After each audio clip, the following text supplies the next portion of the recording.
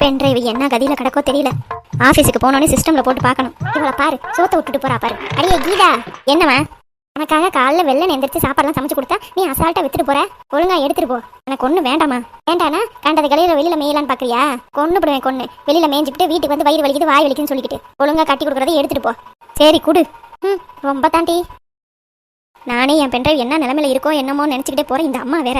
இப்ப சாப்பாடு ரொம்ப முக்கியம் பாரு. எனக்கு அப்படியே சாப்பிட்டுக்க தெரியாது. எவ்வளோ ஏத்தா இருக்கணும் இவளுக்கு. கஷ்டப்பட்டு நாங்கள் எந்திரிச்சு சமைச்சு தருவோமா, விட்டுப்புட்டு அப்படியே ஹோட்டலில் வாங்கி திம்பாலாம். நைட்டு எப்படியா இருந்தாலும் வீட்டுக்கு தானே வரணும். வரட்டும், அப்போ வச்சுக்கிறேன் கச்சேரியை. ராஜு, சொல்லுக்கா. ஏன் காலங்காத்தாலே சத்தம் போட்டுக்கிட்டு இருக்க?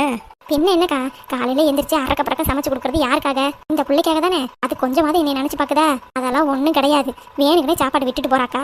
தினைக்கும் அவளுக்கு பிடிச்சதா பார்த்து தான் சமைச்சு போடுறேன். அப்படி இருந்து இவ்வளோ ஏத்தா அவளுக்கு. சரி விடுராஜ், வளர்ற பிள்ளை அப்படிதான் இருக்கும். நீயும் நானும் அந்த வயசுல அப்படிதானே இருந்துட்டு தானே வந்தோம். நீ என்ன வேணாலும் சொல்லுக்கா.